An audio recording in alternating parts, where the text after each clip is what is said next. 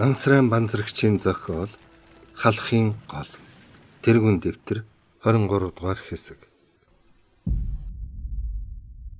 Нөхөр улс төрийн удирдагч Сумангийн командлыг ав. Танай суман дарга нэр төртөө оршуулад хорооныхон хойноос очоорой. Манай хороо дивиз улсын хөлийн шугам хүрээд хориглолтод орох болно. Командлаас өгсөн үүргийг биелүүлэхийн төлөө бусад суман тулалдаж байг гэснэ. Александр Иванович, та улс төрийн удирдагчид сайн хэлж сануулж байгаарай. Наадах чинь туршлага багтаа залуу хүн шүү гэж орсоор хэлэхэд Саравкин толгой дохив. Хорооны дарга давшиж байгаа бусад сумангийнхан хойноос яаран довтолгов. Улс төрийн удирдагч Саравкин руу харснаа хаана оршуулах вэ гэвэл Саравкин ийш тийш харж байснаа даргын минь амийг хөнөөсөн дайсны пулемет байсан толгоон оройд оршуулбал ямар вэ гэвэл хамгийн тохиромжтой газар гэж зэргүүд зөвшөөрөв. Дайсны хүнд пулеметийг хэн устгасан гэж Саравкин асуувал дорж гранат шидэж устгаад өөрөө шархацсан гэж улс төрийн удирдагч хариулв. Саравкин шархандаа инлэн шаналж хөмхийгөө тас цуусан доржийг харснаа баатар иршүү. Шагнал тодорхойлох хэрэгтэй гэж бодов. Улс төрийн удирдагч хэдэн зэрэг томилон толгой өдий явуулав. Саравкины сэтгэл маш их зовж байгаа бололтой үе санаа алдан баатрын нүрөөд харж байснаа шөгдөн сууж амнаас нь үл мэдхэн шүүрч байгаа цусыг цэвэрлэн алчуураар арчиж хувцс хонрыг нь янзлав. Толгойн оройд гарсан цэргүүд дайсны хүнд пулеметийн галын цэгийн үлдэгдлийг цэвэрлэж гүнзгий нүх ухжээ. Саравкин улс төрийн удирдагч хоёр суман даргынхаа цогцсыг майхан цуван дээр тавиад дамжлан толгойд явлаа. Дорж хугархай хөлн гიშгхэн аргагүй өвдөж байсан боловч шүд зун хизээч үл мартагдах сайн нөхөртөө эцсийн удаа хүндэтгэл илэрхийлж байна гэж бодоод майхан цувны сэжүүрээс өргөлцөв. Дайчин даргынхаа хойноос цэргүүдэн цөм толгойгуудаа мордо хөтлөн алхав. Тэд толгойн оройд гарахад Саравкин улс төрийн удирдагч хоёр баатрын цогцсыг нүхний баруун талд эвтэйхэн тавилаа. Тоос шираанд дарагдсан баргар царайсан цэргүүдээ харснаа малгайгаан авахад цэрэг дарахгүй бүгд малгайгаан авлаа. Саравкин улс төрийн удирдагчид хандан та үг хэлэх үү гэвэл улс төрийн удирдагч өөдөөс нь гуйсан янзтай харж би амжихгүй та хэлээч гэвэл Саравкин хоолоогоо заснаа. Нөхөд байлдагч дарга нараа олон удаагийн тулалдаанд биднийг өдөрдөн дагуулж явсан зоригт дайчин даргыг минь дайсны хараалт сум биднээс булааж авлаа. Эрхэм сайн нөхөр минь чамтайгаа хамт мөр зэрэгцэн тулалдаж явахдаа зэрлэг дайсны шагайсан сум дөртөж амиа алдна гэж даанч бодож байсангүй. Эний хамгийн сайн нөхөр та бүхний хайртай дарга эцсийн замд нь үдэхтэй. Зорж явсан үйлсийг чинь үргэлжлүүлэн дайсныг бут зохиж дуусхаас нааш далайсан сэлмэч буулгахгүй морино сонч буухгүй гэдгийг тангаргалж байна. Удирдаж явсан суман чинь ариун нэрийг тань үрд хадгалан байж эх орныхон тусгаар тогтнол ард төмнийхэн эрх чөлөөг хамгаалсан тэмцэлдэн ялалт байгуулж чадхаа батлан илэрхийлье. Үнэн ч сайн нөхөр минь эх орныхон алтан хөрсөнд үрд хамгаалан нойрстоо. Чиний ариун цогцсыг уун дуу цочоохгүй байх болтугай гэж дайчин нөхдөө төлөөлөн хэлээд малгайгаа өмсөж ёслоход сумангийнхан нь бүгд ярсхийн ёслов. Морд сумангийнхан дайчин дарга майхан цуванд ороож оршуулад улшин дээр нь модон пайз босгожээ. Морд сумангийн дайчид хайрт даргадаа сүүлчийн хүндэтгэл илэрхийлэн 3 удаа буудаж яслав. Дан дуусахаар бүгдээрээ ирж сайхан дурсгалын хөшөө босгох юм шүү гэж Сарокийн хэлбэл бүгд их л дуртай зөвшөөрв.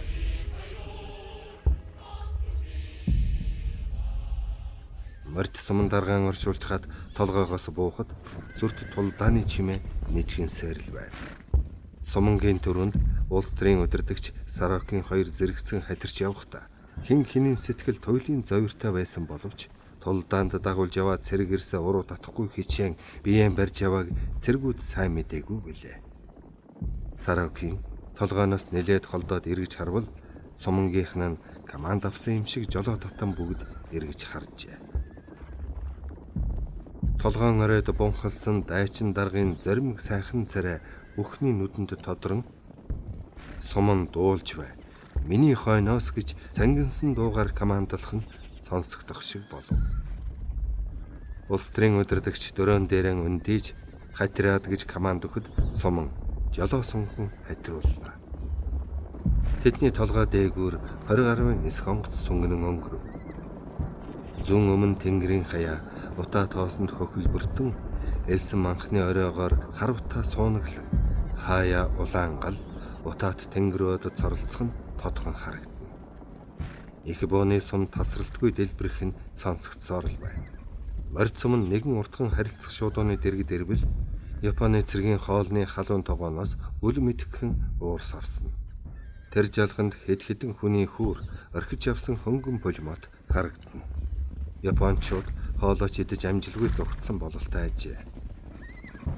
Новчнаас өнгөртөл нурч хэмхэрсэн газар гэр бариастай майхан эвдэрхий их бууны хэсэг шатсан машин, танк, онгоцны хэсэг элбэг дайралтах нь энд Японы нэлээд хүч байгаад бут зохиулсан нь тодорхой байлаа. Морьт сумангийн өмнө талаар зэрэгцэн орших 2 манхны хоорондоор их тоос босож олон танк хуржигнэлтэн давхсаар далд орлоо. Морьт сумын ширүүхэн хатируулж явтал нэлээд ойрхон их бууны сум тесэрлээ. Улс төрийн удирдагч морийнхаа амийг татах гэтэл "Бэтгий зогс" гэж Сарокийн хашгираад морион даврив. Суман ч нэгэн зэрэг ухсах ихэд тэдний архан талд дахин сум тесэрчээ. Сарокийн эргэн харснаа. "Гайсны их буу биднийг сүрхий хараалж байна. Сая төр зогссон бол их бууны сум яг бидний дунд унах байсан" гэлээ. Суман хатирсаар баг шиг хөтөл дээр гарч ирвэл тэднээс хойгуур өмнө талаар нь хэсэг морьтой хүмүүс дахиулдан ширүүхэн буудалцах нь дуулдав. "Хороогоон гүйцэж байх шиг байна. Гэсэн ч тэнд ширүүхэн үзэлцэж байх шиг дээ" гэж Сарокийн хэлв. Морьт суман гүдгэрийн цаад руу бууж нэгэн хонхорт орох үеэс морьт элчид дахин ирж хонхрын зүүн ирмэгээр хориглолтонд орох тухай хорооны даргын тушаалыг дамжуулв. Улс төрийн удирдагч тэр хонхорт морьтон орхиж нэг бүрийн нуувч ухахыг цэргүүдтэй тушаажээ. Дорж нуувч ухахдаа байн ярвааж чихэрсэн хөлсөн арчхыг харсан сайн нөхөр галдан ихэд өрөвдөн нуувчнаас нь ухалцаж өгөх зур "Тасгийн дарга та эмнэлэг рүү явсан дээр байх шүү" гэвэл дорж шазуурaan зууж юу ч хэлсэнгүй. Доржийн баруун хөл тасарч байгаа юм шиг янгинан өвдөж биеийн дагжин чичрэх шиг болно. Цэргүүд хоромхон зур нэг бүрийн нуувч ухчаад дотор нь орж хэвтжээ. Нар хэдийн үд өнгөрсөн бололтой байсан ч гэсэн тэнгэрийг тужтан бүрхэн хуйцсан утаа тоосон дундаас харагдахгүй болжээ. Тунч бөхчмхөн халуун бөгөөд амьсгал авахдаж бэрх санагдана. Дорж хөлсөн сэвэд хажуу тийшээ харвал галдан өөдөөс нь өрөвдсөн янзтай харж байлаа. Галдан дашмагтаа усаа сарвайвал дорж шөөрөн авч ховдоглон залгилахад дотрын шатаж байсан халуун намдах шиг болж нүдэн сэргэв. Түүний дашмаг суман доногдож ус нь гойцсныг саяхан л ажсан юм. Азар дашмагийг цоозогсон сум биенд нь ямар ч согог учруулаагүй ажээ. Дорж суман даргийнхаа тушаалаар дайсны хүнд пулемот зоосон толгой өөр салааныхаа хамгийн дөрөв давхсаар ойртоход баруун хөл нь халуун өргөн хорссон боловч ил чигээрээ давхсаар пулемотод нэлээд ойртон гар бөмбөг чулуутсан ажээ. Тэсрэлтийн чимээтэй хамт омогтой тажигнаж байсан хүнд булмодч дууга хураасан. Нэгдүгээр салааных нь толгойн оройд төрүүлэн гарахад толгойн араар өөр сумангийнх нь давшиж яваа харагджээ.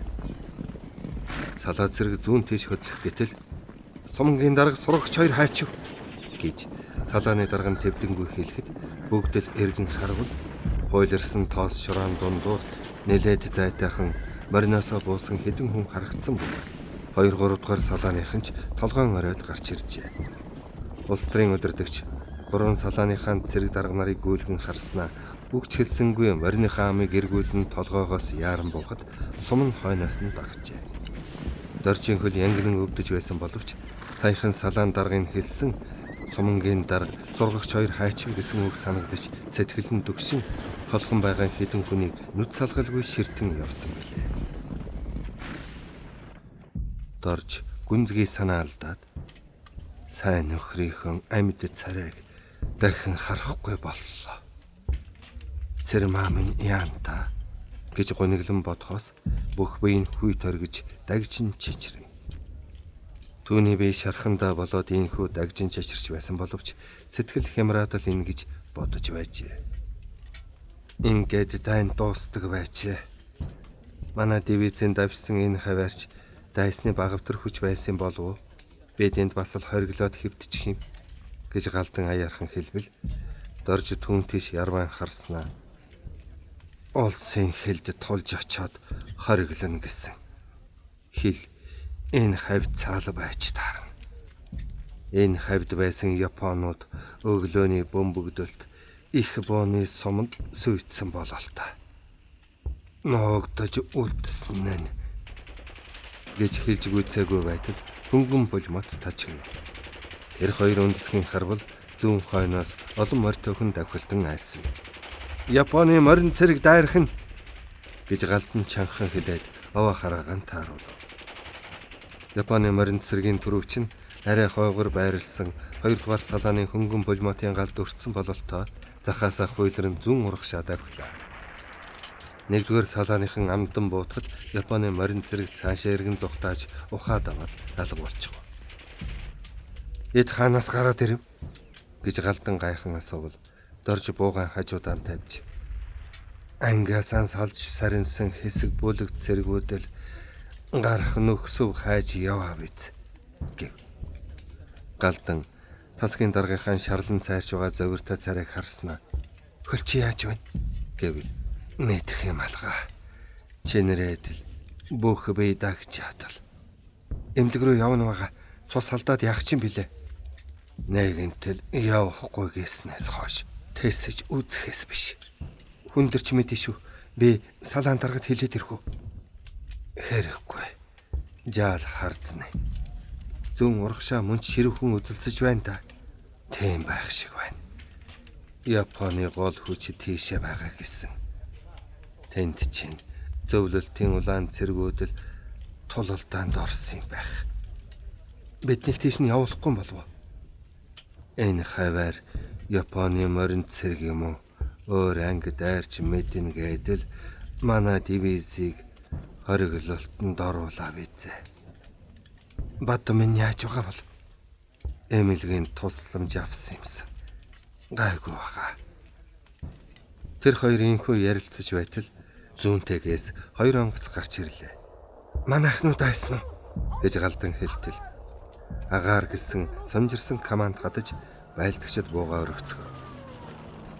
Өнөө 2 онгоц хураг шүрх гэж байгаа бүргэд мэт шунган орж ирээд полимотор шүршлээ. Байлдагчид 2 онгоцны өд нийтийн гал нээхэд 2 онгоц тоосон шинжгүй толгой дээгүүрэн сүнгэрэн өнгөрч нэлээд холцсноо буцаад дайрлаа. Тэгтэл хаанаас гараад ирснийг бүүмэд зөвлөлтийн 3 дайрагч онгоц Японы онгоц руу шууган дайрчээ. Агарын байлдаан оргилсан цэргүүдийн дээр нь болж цэргүүд сэтгэл төгшин харцгаа. Онгоцнууд дээр дороо орон хөөцөлдөн. Буцаж бултан эргэж дайрна. Гэтэл Японы нэг онгоцны мотор хаваас хэсэгхэн харавтаа олгоцсноо улаан гал дүрлцлээ. Цэргүүд баярлалтан ураа хашгирч зарим нь малгайгаараа даллна. Шатсан онгоц эгц доошоо шидсэн чулуу шиг орж ирэхэд цэргүүд нуувчандаа шигтэн харж чадсангүй. Люс хийсэн их чимээ гарахад байлдагчид уул онгоцыг газар мөргөн унсныг лавтаяа мэдэж толгоогоо өргөн харвал 100 метрийн зайтай бөөн улаангал дүрлцэн нүүр төөнөн халуун оргих шиг болов. Японы үлдсэн онгоц зүүн тийшээ байдгаараа хурдлан зугатааж манай 3 онгоц хилцсээр үзэгдэхгүй болжээ. Нар шингэхээс өмнөхөн Баатрийн суман байрaan сольж зүүн урагшаа 10 км урагшилж нэгэн багшаархан манхны оройд бэхлэн хориглоход зүүн өмнө этгээдэд болж байгаа ширүүн тулдааны сүрд чимээ их л ойрхон юм шиг нийцгэнсээр байжээ. Доржин хөлийн шарх тэсхүүе бэрх өвдөж ухаан нь орон гарan халуурсан тул аргагүйдэн хээрэн эмнэлэг рүү явжээ. Түүнийг сайн нөхөр галдан нь эмнэлэгт хүргэж өгөхөөр хамт явлаа. Тэр хоёрыг сумгийнхаа байрлсан газраас саахалт хэр холдох үеэс үчийн бүрийн нөмрөн авч алсын бараа харагдахгүй болов. Тэр хоёр байлдаан болж өнгөрсөн газраас харанхуй дундуур тэмтчин явхад эвдэрч хэмхэрсэн их буу, хуягт, танк, шатсан машин, онгоцны сэг сэрэлцэж, ухаж бэлдсэн нүх шуудуу харанхуйлан харлаж хурдан явхад бэрхтэй байлаа. Алсхан болж байгаа тулалдаан ер нэг хоромч амсхийг шинжгүй үргэлжилж байгаа бололтой их бууны сум дараалан лүн хийж газар дөргөн. Хэдэн мянган винтов, хүнд хөнгөн пулеметийн дуу зогсоо зайгүй тачигнан начигнаж, танк хуягт харжигнан хөнгөнөлтөн. Байн хэсэг бүлэг онгоц толгой дээгүүр нааш цааш зөрөлдөн өнгөрнө.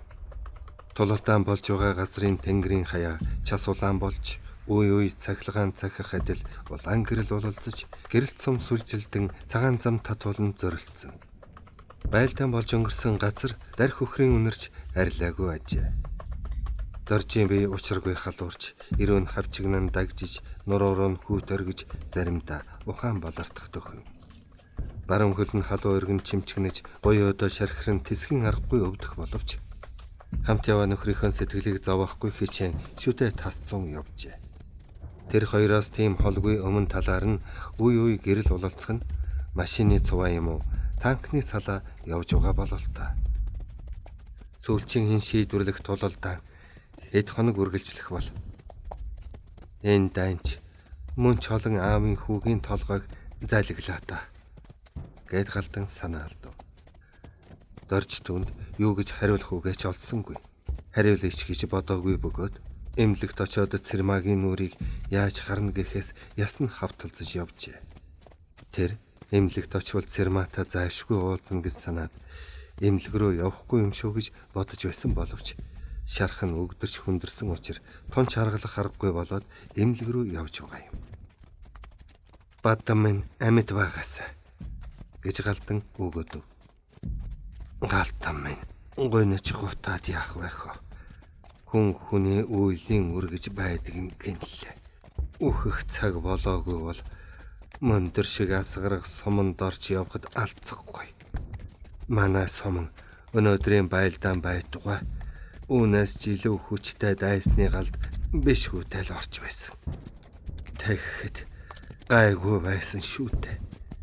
Яалал тийм босгон дээр гэд доржин хоолой зангив. Баатар минь тэр хараалтад толгойд бүгсэн дайсны хүнд пулеметл сүйт хийчихлээ.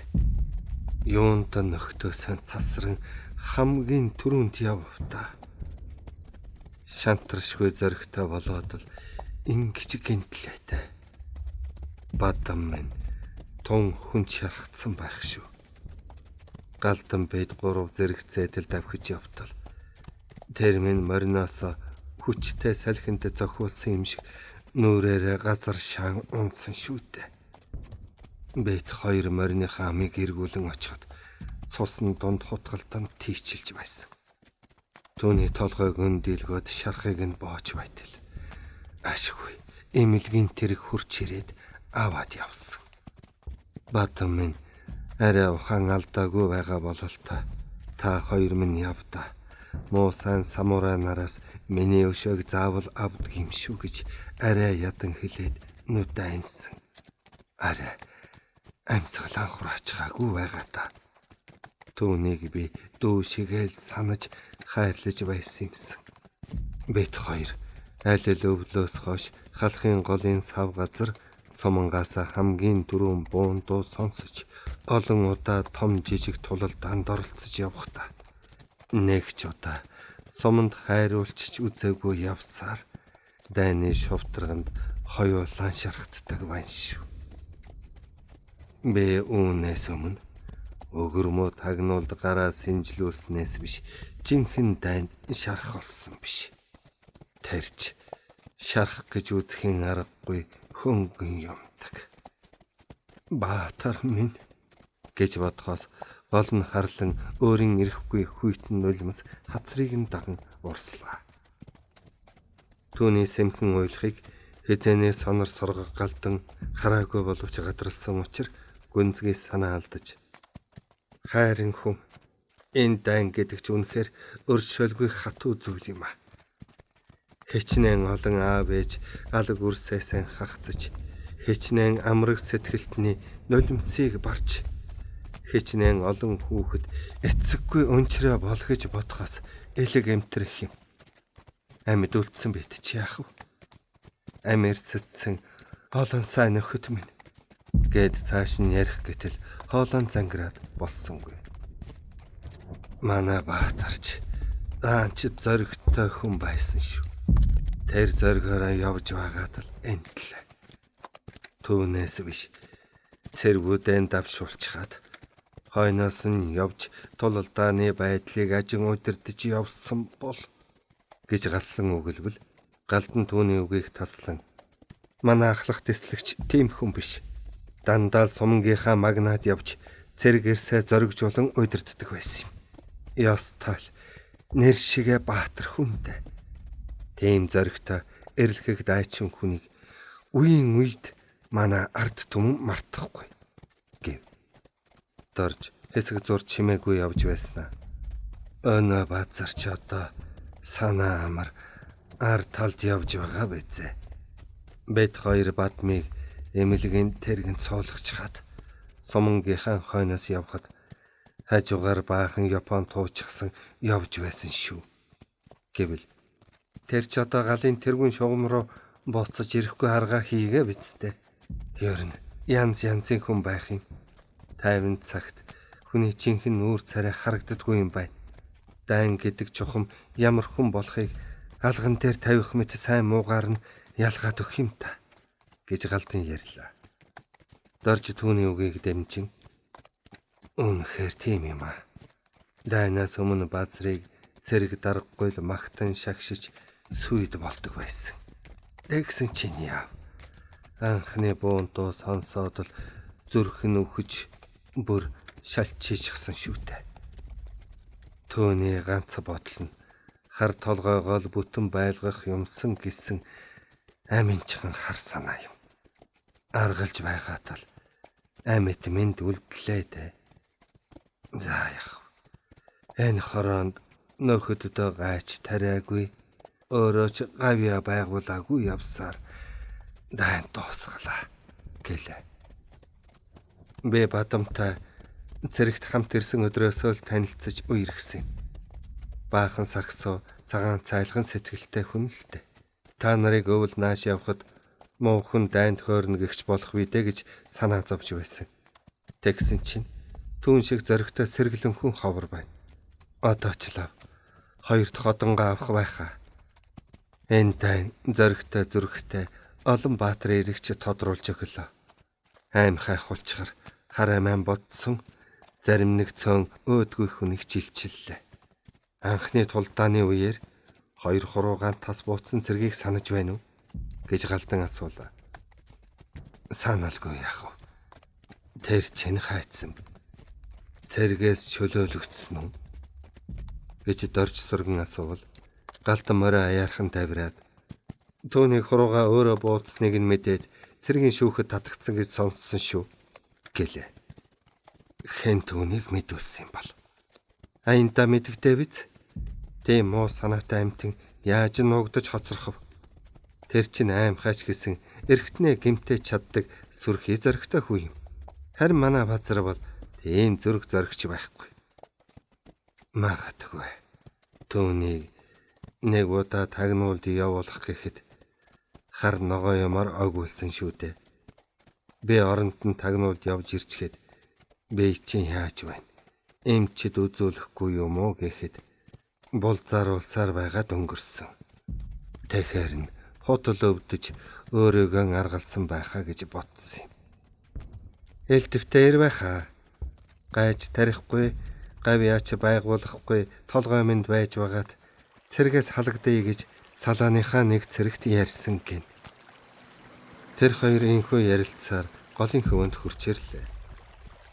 Таг дуугүй явснаас ингэж ярилцах нь доржин үүмэрсэн сэтгэл шархны өвдөхийг багч гисэн мартагнуулж байлаа.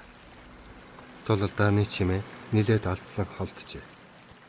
Голын бургасан дундуур машин, танк хэсэг хэсгээрээ цовсаар л байв. Голоор гарах уу, гүүрээр гарах уу гэж галдан асуувал голоор гатлаа. Гүүрээр цэрэг зэвсэг зай завсаргүй цовж байгаа биз гэж дорж хариулв. Тэр хоёр бургасан дундуур сүлжин явж налуу эрэхтэй газраар ус руу орлоо. Мордын хазаар булаацалдан ус уух зур цүл цалхын яв. Голын ус ташаа хална. Энэ хавьд их бооны нүргэлэг чимээнээс илүү машин, хуйгт, танкийн хуржигнэн дуугарх нь их бөгөөд энд тэндгүй гэрэл бололцсон хаяа гэрэлцсэн дүүлийн нэснэ. Дорж галдан хоёр галгуулсаар шүн дундын үед хэрэн эмлэгт ирлээ. Дорж эмлэгт ойртох тусам сэтгэл түгшин зүрхэн эмзэглэн өвдөж зовлон дунсан хөөрхий бүсгүй нүрийг яаж харна гэхээс буцаад явчихмаар санагдана. Эмэлгийнхэн их л хөлтэй байгаа бололтой гэрэл гэгээч зөндөн машин нүргэлэн гэрийн үд онголцсон хүн гарч орох нь үзэгдэнэ. Тэр хоёр эмнэлгийн гортогт орж ирээд мориноосоо бууцгаа. Дорж мориныхон цулбуурыг галдан дөгч. За чи ингээд буцтаа. Би өөрөө яваад орчихъя гэлээ. Таныг бүр хэвтүүлж өгөөд хэрэггүй. Олон хүн уймээд гэж эмч нар дургуйцэж мэднэ. Надад санаа зовох явдалгүй. Намайг хөлөөн идгээгээд ангидан очиход дайнч бараг дууссан байх байлгүй. За тэгвэл би явъя та. Түргэн эдгээрээ. Бид дайн түргэн дуусчихвал таныг эргэж ирнэ. Дорж хазганан хэд талхаад эргэж харвал галдан мориндоо мордож байв. Дорж түүнийг цааш явахыг хүлээж байгаад эмнэлгийн хүлээн авах гэр рүү өрөөсөн хөлөө чирэн догонцоор үүдэнд нь очиод түр зогсож амьсгаагаа нь дарлаа. Гэрт хүмүүс дүнгэр ярилцсан. Орох уу байх уу гэж тэнэгэлцснэ. Хаалгыг зүрхсэн янзтай аяархан татаж орвол гэрт их гэрэлтэй цагаан халааттай хид хідэн хүн байв. Дорж хулгасхийн харвал ширээний ард суугаад тонгой юм бишиж байсан цэрмаа өндийн харснаа огцомхон босож өөдөөс нь алхахад доржийн зүрх хүчтэй лугшиж хөөрхий бүсгүйг учиргүй орилж чарлах байх гэж бодон доош анхарлаа. Цэрмаа түүний бодсончлон орилсон ч үгүй дэрэгдэн хурч ирлээ. Дорж халтхан харахтаа цэрмаагийн царай их л тайван юм шиг байхаар нь мэдээгүй юм шиг байна. Одоохондоо хэлхэн хэрэггүй гэж бодов. Цэрмаа түүнийг тээврэн авч мөрөнтөн толгоогоо нааснаа чимээгүй мэгшин уйллаа. Доржийн зүрхээр нь хатгуулах шиг болж дотор нь муухай оргин нүдийг нь нулимс бүрхэн юу ч харагдахгүй болжээ. Цэрмаагийн мөрөн чичрэн халуун нойтон амьсгаан цээжрүүн төөнөхөд доржийн хамаг тамирнд барагдаж сөхрөн суумаар байсан ч шүдээ тас зууж бие хүчлэн барьж зогссоор байлаа. Цэрмаа минь бие барьтаа. Наад хүн чинь бас шархтай юм байна шүү дээ гэх ээлтгхэн дуу гарлаа. Дорж нулимсаа шартсангүй харвал 30 гаруй насны туранхай бор хүүхэн цэрмаагийн мөрийг аяархан илж байв. Цэрмаа бие ихэд барьж байгаа бололтой. Тэр доржоос баг зэрэг хөндөрөөд сэгсийсэн үсээ илж итгэл гордлын нүдээр ширтлээ. Дорж баруун гараараа нулимсаа сэмхэн шудраад "Даанч аварч чадсангүй" гэж яриахан хэлээд эцсийн хүчин дууссан бололтой баруун өвдгөрөө нахисхийн нугарч пидхийн газар боллоо. Сувлагч нар ухс хийж цэрмаач дуалдав. Хоёр сувлагч доржийг сувдан босгож сандалд суулгав.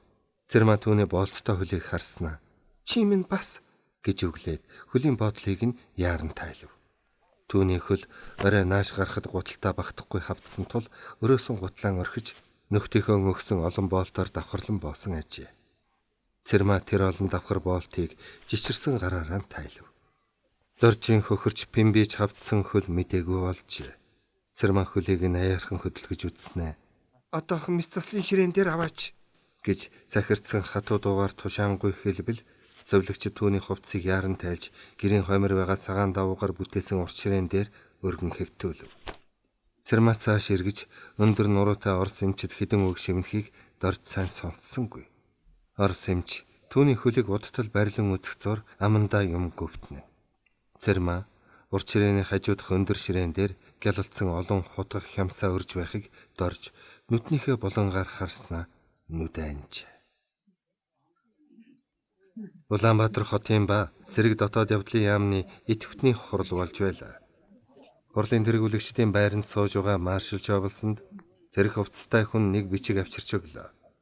Маршал түүнийг уянснаа нүдэнд нь баярын мишэл тодрон шалвхан босоод үг хэлж байгаа хүнөөд гар өргөн болиулаад "Нөхдөө, би та бүхэнд баярын мэдээ сонсгоё. Халахын голоос байлдааны сүүлчийн мэдээ ирлээ. Түүнийг уншия" гэхэд хуралдагсад тагчиг болж бүхний анхаарал маршал дээр тусав. Маршал Човлсон хоолойгоо заснаа өнөөх бичгээ дахин нэг гүйлгэн уншаад хуралдагсад руу харснаа. "Маршал Човлсонд байлдаан болж буй газраас Алястын голын орчим Японы цэрэг бүрнээ устгагдсан амаа. Дайсан этгээд 8 дугаар сарын 28-ны 22 цагт эзлэн байсан Ремизов хэмээх өндөр газраас хөөгдөн цохигдсон тул түүний орой дээр улаан далба мандаж байна. Байлдаан нь сүүлийн өдрүүдэд хатуугаар үргэлжилсэн бөгөөд тус байлдаан болсон газар дээр алагдсан Япончуудын тоо 12-оос 15 мянга байна. Найсны талын хэсгүүд нь Монгол зөвлөлтийн цэргүүдэд зохигдсон устгагдсаар байна. Энэ байлдаанд 100 илүү их буу, 100 гад пулемет, хэдэн 10 миномет, хэдэн мянган винто болон үлэмжхэн тооны их баг бууны сумнууд, машин, морь, эмээл ба мөн цэргийн хэрэгслүүдийг олзлон авсан байна. Эдгээр өдрүүдийн байлдаанд манай агаарын онгоцнууд нь Японы 164 онгоцыг цохижээ. Дайсныг бут нэргэж богд найрамдах Монгол ард улсын нутгийг довтлон халдагчаас цэвэрлэн байгаагийн баярыг хүргэнэ гэж уншаад бичгээ ширээн дээр тавихад хуралд оролцогчид нижигнүүлэн алга дашиж байшин дөрөгтөд ураа хашгирав. Човлсон алга дашхын сацуу хуралдагсдыг харвал олон хүний нүдэнд нулимс гэлтгэн зарим нь бүр уйлчихсан нулимсан арчхын хамт тасралтгүй алга дашив. Човлсон догдож хөөрсөн тэр олон хүнийг харан инээмсэглэж алгаан хорстол ташихтаа олон хоногийн турш мөрөн дээр нь дарж байсан хүн тачаага сэгсрэн хайсан мэт санагдан биеийн хөнгөрөөд иржээ. Маршал Човлсон 8 сарын 10-даар Амар даваан дахь командын байранд Жоку жанжинтай энэ ялалтыг хангасан ерөнхий давшилтын төлөвлөгөө хэлэлцэж байхад дайсныг 10 хоногийн дотор бүслэн устгах чадна гэж ярьж байсныг нь санаж амлсандаа хүрдэх хүн юм да. Ийм жанжинч ямарваа дайнд дандаа ялалт байгуулна гэж бахархан бодлоо. Човлсон гараан өргөхөд хүмүүсийн алга даших нь багдан багтсаар төтгөн чимээ тасарч сууцгаав. Човлсон баруун гараан өргөөд "Нөхдөө, халахын голын эрэг дээр Японы эзэрхэг түрэмгээ этгээдүүд үлэмчхэн их хүч хуралдуулан улам өргөжүүлэхийг эрмэлзэж байсан юм. Гэсэн ч Монгол зөвлөлтийн цэрэг дайсны тэр хүчийг бүрэн устгаж ах トゥ 2 айрам яллаа. Энэ ялалтыг бид асар их үнээр байгуулсан юм. Халахын голын дайнд Монгол зөвлөлтийн олон мянган шилдэг хүмүүсийн алтан амиар энэ ялалтыг байгууллаа. Бэргширүүн тулалдаанд эрслэн орж Монгол орныг цээжээрэн хамгаалсан Дайчин Баатар цэрэг ирсэн мөнхийн гавьяаг манай нам засаг, манай ард түмэн эзээч мартахгүй үеийн үед хүнлэн дээдэлж байх болно. Халахын голд болсон 4 сарын энэ ширүүн байлдаанд зөвлөлд холбоот улсын ажилчин тариачны улаан цэрэг хэчнээн их баатарлаг гавьяа зүтгэл гаргасныг тоочж баршгүй. Зөвлөлтийн цэрэг дарга нарын баатарлаг үйлс манай түүхэнд алтан үсгээр бичигдэж мөнхрөн. Энэ дайн нь манай хоёр ард түмний найрамдлыг цусаар гагнаж улам мөнхжүүллээ. Дайнд унсан ах トゥ хоёр цэргийн баатар хөвгүүдийн дурсгалыг босож хүндэтгий гэхэд хуралдагсаж чимээгүйхэн босож толгой бүхийн зогслоо. За болно гэвэл хүмүүс сандлаа хягтнуулан сууцгаа. Хурлаан үргэлжлүүлэе гэж маршлыг хэлбэл түрүүн үг хэлж байсан хүн цааш нь ярьлаа. 23 дугаар хэсэг төгсөв.